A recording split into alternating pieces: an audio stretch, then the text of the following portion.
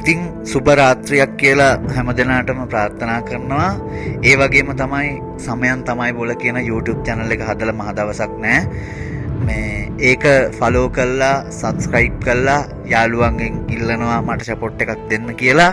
ඒ වගේම අද මාතෘකාව මෙන්න මේ TikTok අන්තර්ජාලයේ ඉන්නවා මාෂි කියලා අනාචාරයේ හැසිරෙන ගෑණියෙක්.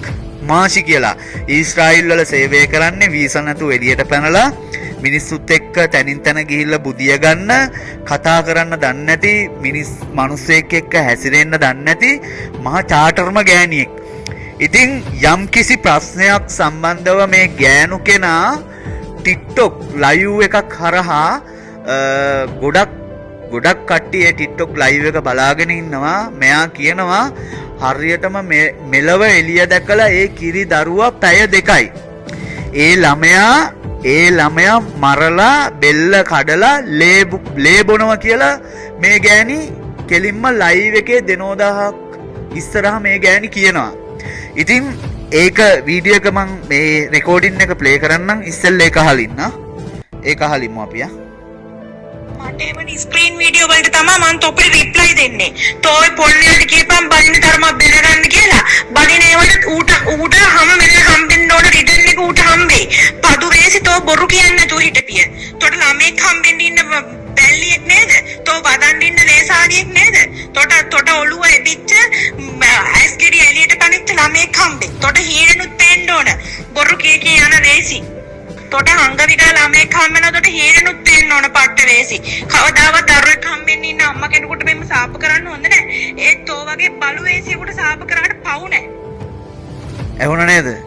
ඉතින් මං ඕගොල්ලොන්ගෙන් ඉල්ලනවා මෙන්න මේ වගේ ගෑනුන්ට මොකද්ද කරන්න ඕනේ කියලා ඕගොල්ලෝ කමෙන්ට් එකෙන් මට දාන්න.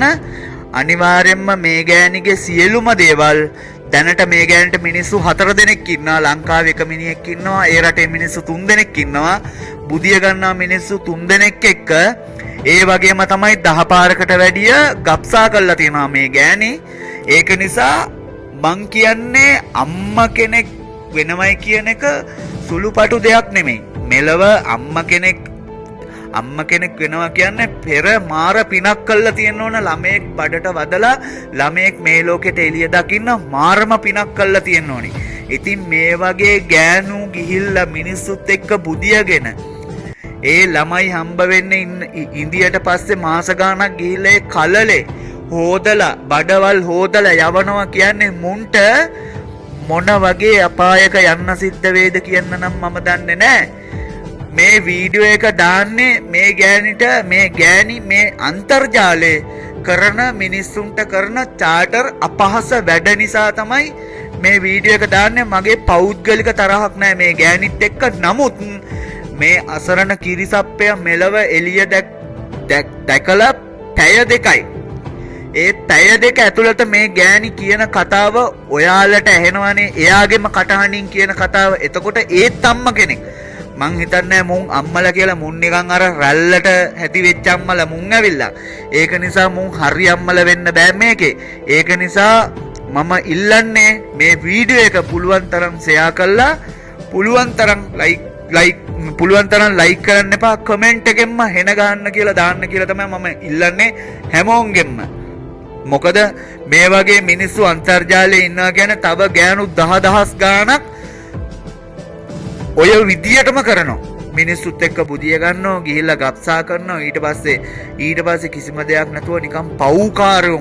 මුන් ඇත්තටම මේ වගේ රටවල් වලට මුන්ට එන්න පින ලැබුණට වැඩක් නැහැ. මුන් ඇවිල්ලා මේවයි කරන සත්කිලි තිරිසන් වැඩ මේ වගේ කරනවා නම් මුන්ට ඉතින් මම හිතන්නේ නැහැ මුන්ට තවත් තැනක් තියෙයිද කියලා.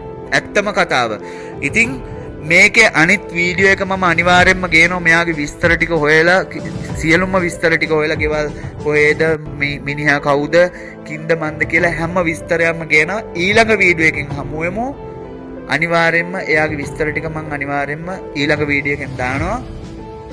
අවසාන වතාවටත් කියනවා මට සපෝට් එකක් දෙන්න මාව සබ්ස්ක්‍රයිබ් කරලා බෙල් අයිකන් එකත් ක්ලික් කරලා ලයික් එකක් දාලා යන්න.